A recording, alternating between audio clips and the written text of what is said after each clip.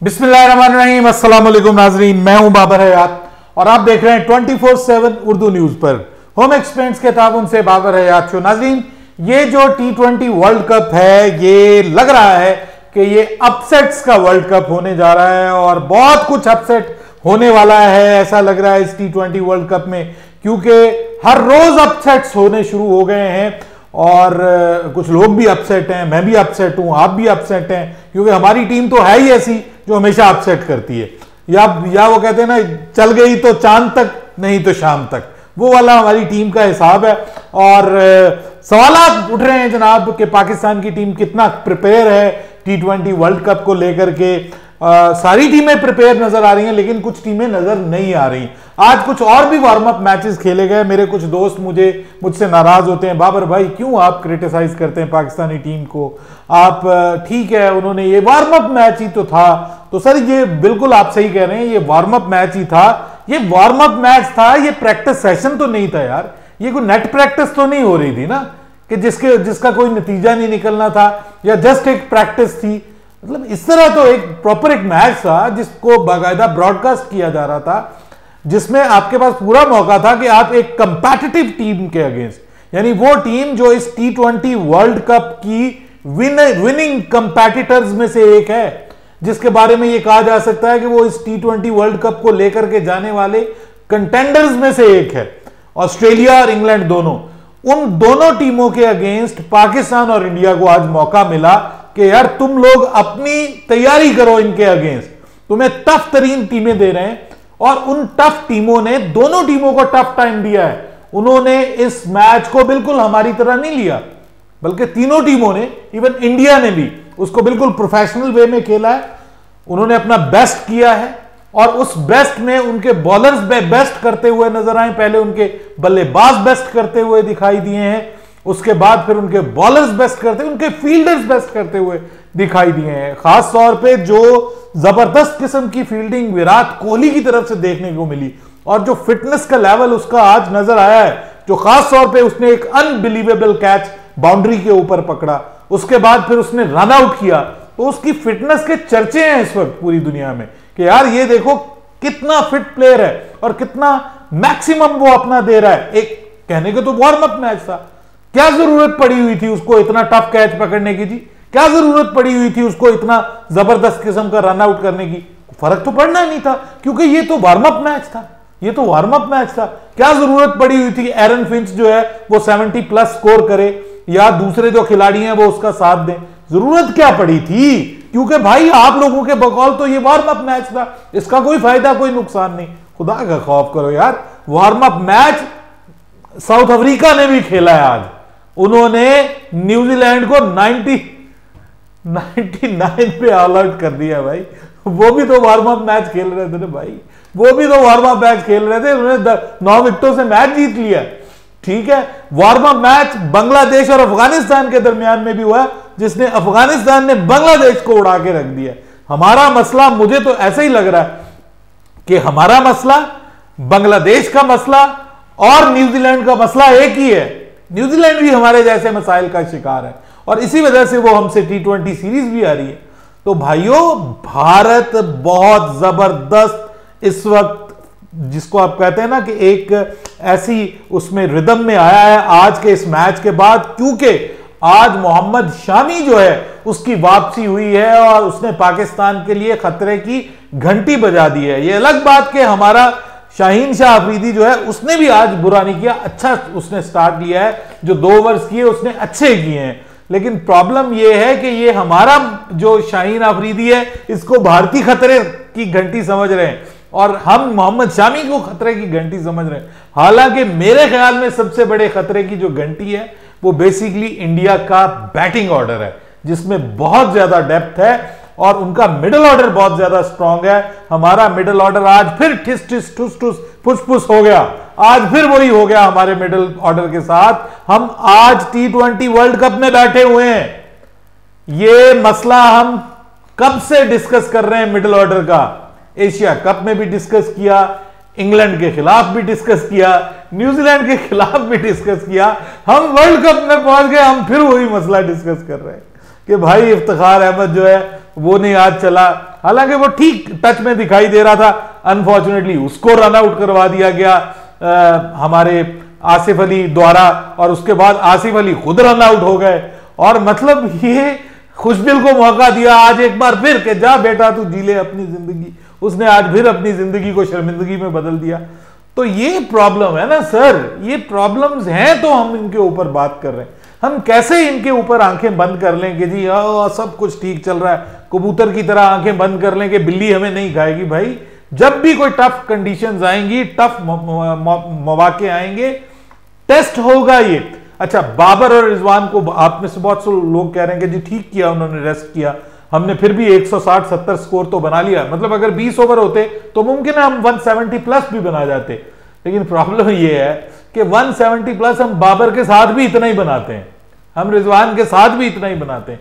तो ये भी एक सवाल हम बार बार उठा रहे हैं कि भाई जो रियल मीनिंग्स में ओपनर है उससे ओपनिंग करवाओ।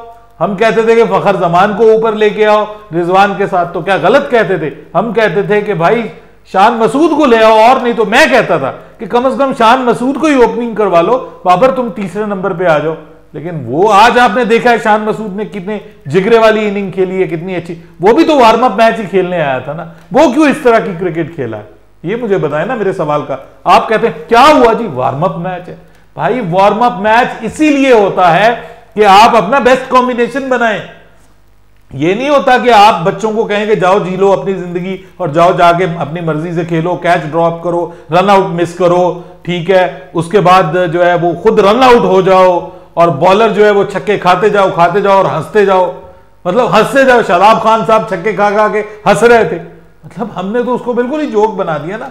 सर ये ऐसा जोक नहीं होता। जोक उस दिन हमारे साथ होगा जब भारत अपनी भरपूर ताकत के साथ हमसे बदला लेने के लिए तैयार होगा, अगर बारिश ने इजाजत दी। मुझे लगता है इनको शायद ये भी अंदाजा है कि बारिश में मैच तो होना ही नहीं, पाकिस्तान और इंडिया को एक एक पॉइंट मिल जाना है। तो भाइयों अगर बारिश ना हुई, अगर अल्लाह के हुक्म से बारिश ना हुई तो फिर क्या होगा? तो फिर सवाल तो उठते हैं। देखिए पाकिस्तान भी जीत सकता है, मैं ये नहीं कहता कि पाकिस्तान, लेकिन एनालिसिस करंट सिचुएशन का होता है ना, एनालिसिस करंट सिचुएशन का होता है। इससे ये लगता है कि पाकिस्तान की टीम आज सीरियस ही नहीं थी, उनकी किसी भी अप्रोच से सीरियसनेस नहीं झलकी और उनके डिसीजन से सीरियसनेस नहीं झलकी। तो ये देखिए ना, अभी सवाल उठ रहा है कि जनाब आपके पास तो दूसरा विकेट कीपर ही नहीं है। अगर रिजवान मैच के बीच में कुछ हो जाता है रिजवान को, तो फिर आप आसिफ अली से विकेट कीपिंग करवाएंगे। और आसिफ अली ने अपनी विकेट कीपिंग का जो जादू आज आपको दिखाया है, आप तो महसूस हुए होंगे। मैं तो हंस के दौरा हो रहा था कि यार इस बेचारे को किस मुसीबत में डाल दिया आपने, आसिफ अली को ओपनिंग विकेट कीपिंग करवा ली। इंग्लैंड ने आज पाकिस्तान को एक्सपोज किया है और उन्होंने बताया है कि जनाब क्रिकेट हम खेल रहे हैं, आप तो मजाक कर रहे हैं। ये मैंने अभी थंबनेल में लिखा था, मजाक तो लोगों को कुछ को तकलीफ हुई। भाई क्या करें, क्या कहें इसको कि पाकिस्तान बहुत अच्छा खेला था? अरे बुरा खेला है ना, बुरा खेला। कैचेस ड्रॉप करना क्या बहुत अच्छी चीज है?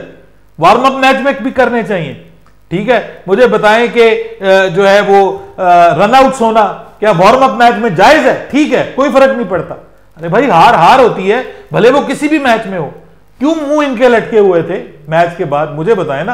आप तो कहते हैं कि ये गुब्बारों में से हवा ना निकालें, मुझे बताएं कि इनके मुंह क्यों लटके हुए थे, चेहरे क्यों लटके हुए थे मैच के बाद? क्योंकि उनको पता था कि उनसे ब्लंडर हो गया, और वो ब्लंडर जो है वो ब्लंडर अब इनके ऊपर सिलेंडर बन के पटेगा।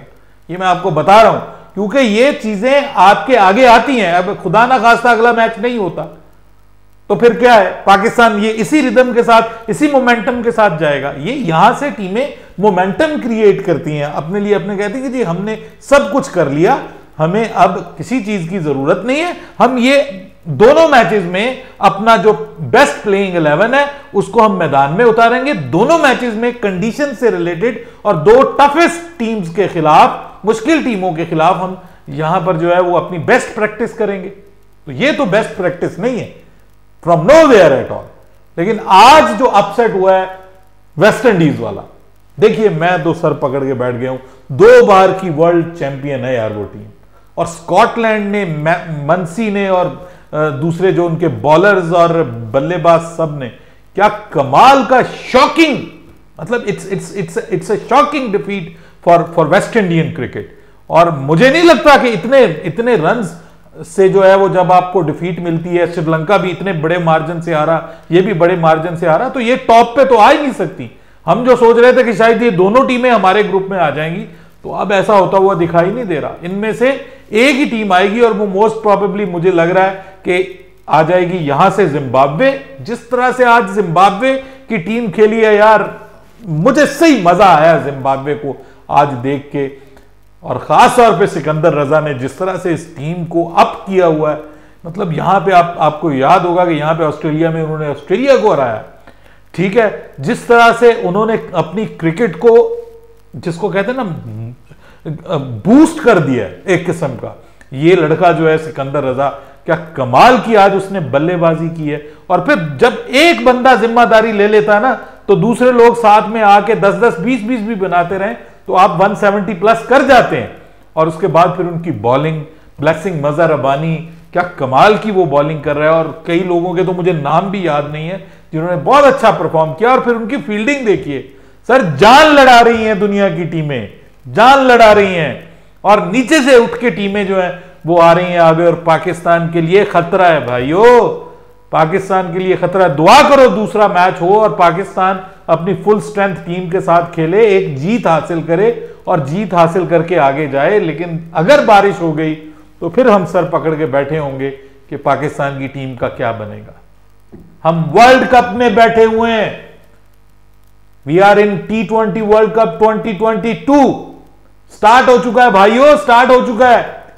And we are still talking about these basic issues कि हमारे पास फखर जमान वो है जो पूरी तरह फिट नहीं है, आज वार्म अप मैच में खेल नहीं सका। हमने शान मसूद से ओपनिंग करवाई, लेकिन 15 रुकनी स्क्वाड में उसको डालना है। हमारे पास एक्स्ट्रा विकेट कीपर नहीं है, जो विकेट कीपर है उसको हमने 18 रुकनी स्क्वाड में डाला हुआ है, उसको हमने रिजर्व प्लेयर के तौर पे रखा हुआ है। तो ये चीजें मुझसे तो हजम भी नहीं होती, मुझे समझ भी नहीं आती। अगर आपको समझ आती तो फिर आपकी क्रिकेट का और आपकी क्रिकेट सेंस का फिर अल्लाह ही हाफिज है भाई। मतलब इस तरह की क्रिकेटिंग सेंस अगर आप लोगों के पास है तो मैं उससे बहुत दूर हूं जी, मैं माफी चाहता हूं। मैं इस तरह की क्रिकेटिंग सेंस से दूर ही भला हूं। मैं जैसा हूं मैं वैसा अच्छा हूं, जिसको तकलीफ होती है होती रहे। मैं जो बात जिसको मैं दुरुस्त समझूंगा, अपने लिए समझूंगा, बेहतर समझूंगा, अपनी टीम के लिए बेहतर समझूंगा, मैं वो करूंगा। ये मुझे पूरा इख्तियार हासिल है। जिसको पसंद नहीं है वो ना देखे, ठीक है ना जी, ना देखे। There are lot of channels जो कि आपकी मर्जी की बात कर रहे होंगे, चिकनी चुपड़ी आपको झूठी बना बना के कि शाहीन ने ये कर दिया और भारत में आग लग गई और फलाने को ये हो गया और फलाने को ये। आपको शौक है कबूतर की तरह आंखें बंद करके और इंतजार करने का, तो कीजिए, वेल डन। पाकिस्तान जिंदाबाद, सुभान अल्लाह। बहुत कमाल का वार्म अप पाकिस्तानी टीम ने आज खेला है, और वार्म अप भी तो था, इसमें टेंशन लेने की क्या बात है। और उसके बाद जब हम इंडिया से हारेंगे तो आप कहेंगे अरे भाई खेल ही तो था, एक टीम ने जीतना था, एक टीम ने हारना था, तो फिर भाई डिफ्यूज कर दो, सब कुछ खत्म कर दो। हम क्यों चीखते चिल्लाते हैं? होना ही नहीं चाहिए। खेल है, खेल को खेल के तौर पे लो। बाबर हयात को इजाजत दीजिएगा। अल्लाह हाफिज।